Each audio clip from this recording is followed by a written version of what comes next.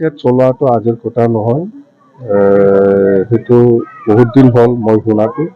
মই যি কথা শুনিছোঁ মই এই কথাটোৱে কৈছোঁ যে শ্ৰীৰামপুৰত চিণ্ডিকেট চলি আছে, পইচা কালেকশ্যন হৈ আছে। নিজৰ ভিতৰত বহুত মই ইমান পাইছে, মোক ইমান পাইছে, সেইটো ইমান পাইছে, ইয়াৰ ভিতৰতে কথা ওলাই আছে না। কোনোবা বেছি পাইছে, কোনোবা কম পাই আছে।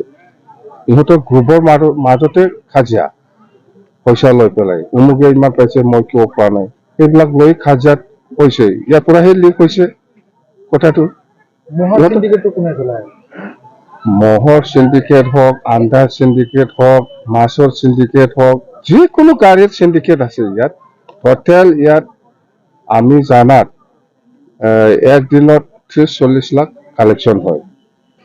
অকল মহৰ নহয়, চব গাড়ীতে, বাফেলো হওক বা আন্দা হওক বা মাছ হওক বা কিবা কিবি চুপাৰী বা কিবা কিবি বহুত আছে, চব্জি কিবা কিবি, আৰু সেইটো ব্ৰইলাৰ, এইবিলাক চব আছে। মুঠতে মই কোৱাটো কমেই হ'ব পাৰে, আন্দাজত মই কৈছোঁ, মানুহবিলাক কোৱা মতে 30-ৰ পৰা 40 লাখ ডেইলি কালেকশ্যন হয়।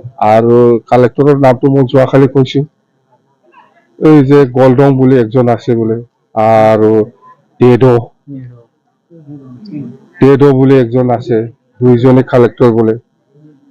মই ক'ত দিয়ে এইবিলাক জমা, ক'ত দিয়ে নিদিয়ে মই একো নাজানো। মুঠতে পাই ইয়াতে ইউপিপিএল জড়িত আছে, নহ'লে ক'ত পৰা পাৰিব, ক'ত পৰা পাৰিব। এই সিন্ডিকেট কাৰণে ৰাইজৰ অসুবিধাটো আপুনি কি ক'ব?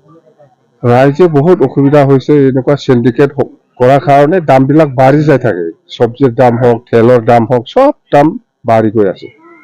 কৰিবলৈ পাই মই খুব ভাল লাগিছে, আৰু মই আল্লাহৰ ওচৰত দোৱা কৰিছোঁ যে আমি সকলোৱে যাতে, মুছলিম হওক, হিন্দু হওক বা খ্ৰীষ্টান হওক, জৈন হওক, বুদ্ধিষ্ট হওক, আমি একেলগে থাকি শান্তি বজাই ৰাখি, একতা বজাই ৰাখি এই অঞ্চলৰ যাতে উন্নয়নৰ কাম কৰিব পাৰে, তাৰ কাৰণে মই আল্লাহৰ ওচৰত দোৱা কৰিছোঁ। আৰু আমাৰ টাৰ্গেট এটাই যে আমাক শান্তি লাগে, আমাক উন্নয়ন লাগে, আমাক একতা লাগে। মুঠতে আজি মই হিন্দু মানুহ হ'ব পাৰে, কিন্তু আজি মুছলিম সম্প্ৰদায়ৰ লোকসকলে মোক আজি ইয়াত মাতি একেলগে ইফতাৰ কৰিবলৈ দিয়াটো কিমান ডাঙৰ। আমি চব এনেকুৱাই হ'ব লাগে, যে ভৱিষ্যতৰ আমি এনেকুৱাই থাকিম।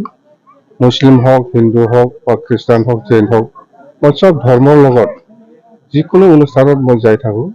অকল ইছলাম ধৰ্মীয় নহয়, খ্ৰীষ্টান ধৰ্মীয় লোকসকলকো মই একেলগে গীৰ্জাত যাওঁ। আমাৰ বেংগলীসকলৰ যিটো পূজা, সিহঁতৰ পূজাটো মই যাওঁ। মুঠতে আমি একেলগে আছে, একেলগে থাকিম।